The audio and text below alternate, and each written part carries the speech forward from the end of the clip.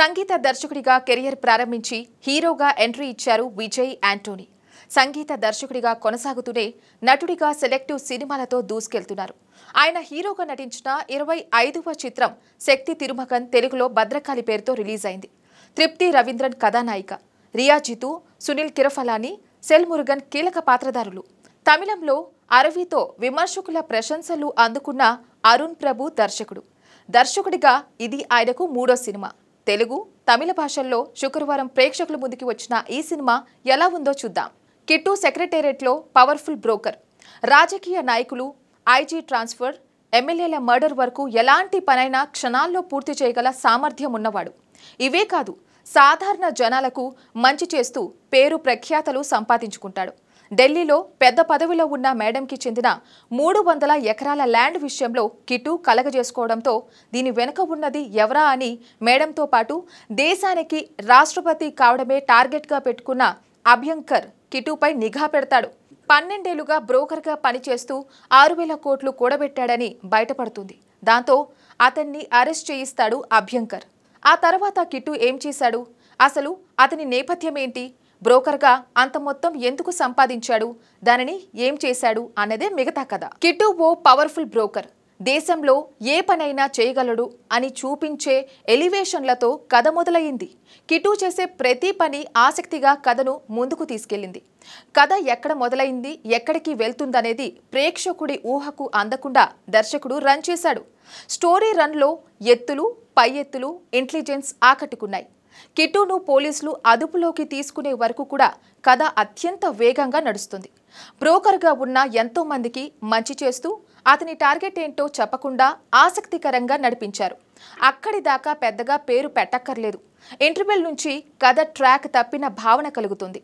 Second హాఫ్లో అతని బాల్యం, బ్రోకర్గా మారడానికి కారణాలు చూపించారు. కిట్టు వర్సెస్ అభ్యంకర్ గేమ్ మొదలయ్యాక కథ అంతా రెగ్యులర్ ఫార్మాట్లోకి వెళ్ళిపోతుంది. ఫస్ట్ హాఫ్లో హీరో చూపించిన ఇంటెలిజెన్స్ సెకండ్ హాఫ్లో లేదు. ఇన్వెస్టిగేషన్, అభ్యంకర్ ఆట కట్టించడానికి హీరో వేసిన ప్లాన్స్ ఇంకాస్త బాగా రాసుకుని ఉంటే బాగుండేది. వాట్ నెక్స్ట్ అనేది క్లియర్గా తెలిసిపోతూ ఉంటుంది. కథలో హీరో ఆశయం చాలా పెద్దది. అయితే అది నెరవేరడం ఇప్పుడున్న పొలిటికల్ వ్యవస్థలో సాధ్యం కాదు. అయితే వాటిని జనాలకు అర్థమయ్యేలా చెప్పినా సరిపోయేది. అలా చెప్పే ప్రయత్నం చేస్తూ తీసిన సన్నివేశాలు పేలవంగా ఉంది. ఇక సెకండ్ హాఫ్ అంతా క్లాస్ పీకిన భావన కలుగుతుంది. నటీనటులు, సాంకేతిక నిపుణుల పనితీరుకు వస్తే నటుడిగా విజయ్ యాంటోనీ కథల ఎంపిక బాగుంటుంది. కథకు తగ్గట్టు అతని పాత్ర తీరు కూడా అలరిస్తుంది. ఈ సినిమాలో కిట్టు పాత్ర కూడా అలాగే ఉంది. పాత్ర పరిధి మేరకు చక్కగా నటించాడు.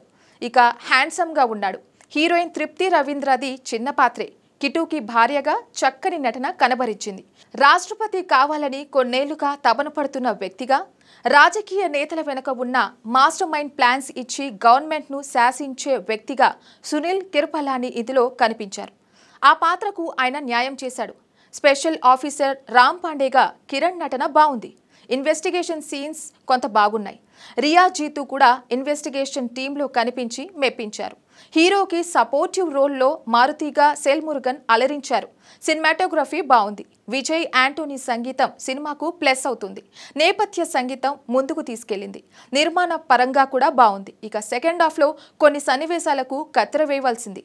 సినిమా అంటే వినోదం మాత్రమే కాదు, సామాజిక బాధ్యత, సొసైటీకి ఏదో మంచి చెప్పాలని ఆలోచించే దర్శకులు కొంతమంది ఉంటారు. ఈ సినిమా చూశాక దర్శకుడు అరుణ్ ప్రభు కూడా ఆ కోవకు చెందినవారే అనిపిస్తుంది. ఆయన ఎంచుకున్న కథలో రాజకీయాలు, నల్లధనం, అవినీతిపై ప్రశ్నలు సంధించడం వంటివి బాగున్నాయి. ఇక ఈ తరహా కథాంశంతో ఇప్పటికే భారతీయుడు, అపరిచితుడు, శివాజీ వంటి సినిమాలు వచ్చాయి. అయితే శంకర్ తీసిన సినిమాల్లో సమస్యతో పాటు వాటికి పరిష్కారం కూడా చూపించారు. ఇందులో ప్రశ్నలు మాత్రమే సంధించారు దర్శకుడు అరుణ్ ప్రభు.